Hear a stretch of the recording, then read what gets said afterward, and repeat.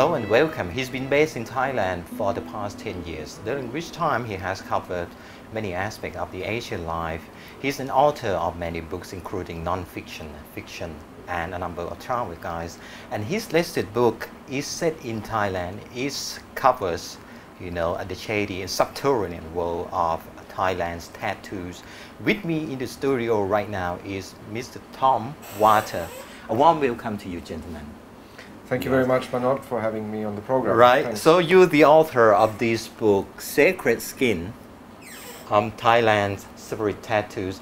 It documents, the layers and layers of the world of Thai tattoos, in which many Thai people, including the lower class and the high soul people, are drawn into. Kun Tom, can you tell us about this book, Sacred Tattoos? How did the idea come about in the first place?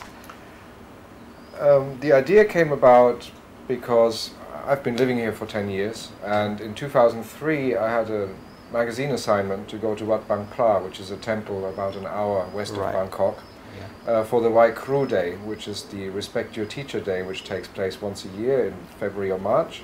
Right. And many tattoo devotees, Sakyant devotees, gather that day to honor their teacher. And I covered that story for a British magazine. Right. And I was completely fascinated by it. And when I walked out of the temple and went back into Thailand, I realized that these Sakyant, these sacred tattoos, are everywhere. Okay. You see them on the roof of the taxis. They're just on windows of shops. They're just visible everywhere. Right. So that made me think and made me return to Wat Bang Pra again and again. And never really lost, over all those years, I never really lost touch with the subject again. Right. And then in 2010, myself and photographer Aroon, we found a publisher to do a book about this. So that's when we decided to become more involved in the whole story. Kun Aroon, welcome to the program. My pleasure. Yeah, Kun Aroon is the photographer. This book is lavishly illustrated with her wonderful photographs of tattoo devotees in Thailand. Before we go into detail, I think we would like to know some more about, tattoo. In Thai we call Sakyan. I'm not sure Kun Aroon or Kun Tom would be able to answer this question. What is Sakyan anyway? Is it an idea? Is it a religion? Or is it a culture? Or what is it? This is together a combination that become culture. Really, can be a cult and can be a faith. But together it has a center of the belief in the sacredness. Over long period of time, century. Thousands of years, and it become part of the culture.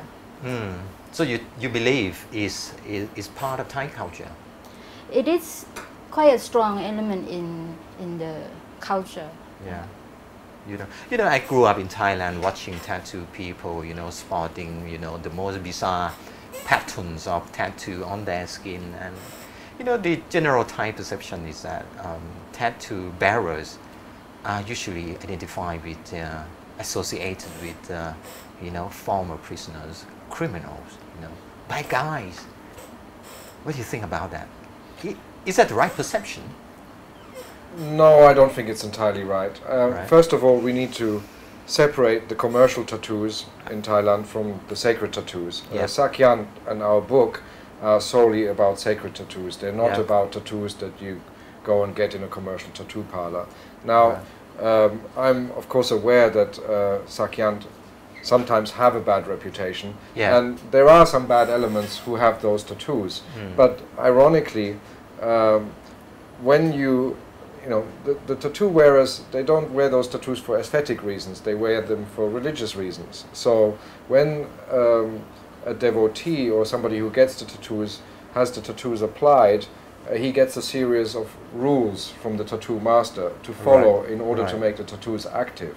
Now, that includes the 5 Buddhist precepts and various other rules like respect your teacher, respect your parents, and other things that that the tattoo master thinks. So they follow the precepts really. Well, strictly. If they don't, the tattoos won't have any magic powers, and they'll just be tattoos on the skin. So the irony is, yes, perhaps some of these people are bad guys, but if they want these tattoos to work, they can no longer be bad guys. They have to change.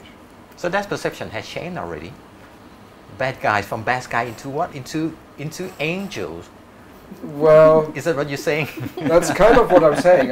What I'm saying is that during the course of our research, we met hundreds of different people who have those tattoos. Yeah. And I never met one in the presence of the tattoo masters who didn't emphatically say, I believe in the power of the tattoos. Yeah. Now, if they believe in the power of the tattoos, they cannot go around the corner and kill people or extort money from people or do other bad things, because the tattoo will simply not work. Yeah, you mentioned Wat Bang Pra and the White Cool Gathering. You probably come across many people, many devotees of tattoos, but can we categorize these people? Are they upper class Thai or are they everyday people? Well, I would say that because we've been there many times, and for me, I would call them, they are hardworking people who has this tattoo, like this one. Yes, it covers a broad group of people. Yeah, right. And street vendor, taxi driver, motorbike taxi driver, or sex worker in. Sex worker as well. So it's covered quite big group of people. So most of them in this book, there is one lady, only two ladies, and so I guess most of these devotees that you saw at the temple, mostly they are the guys. The majority are male, yes, but still you will see females sitting among them, and they because it's so big, the event, and so you will see the visible group of male. Yeah. But female are there, women are there. Yeah. You mentioned hardworking people who go to that temple for the White Cool Gathering, and we also have seen, rock stars, pop stars, international actresses,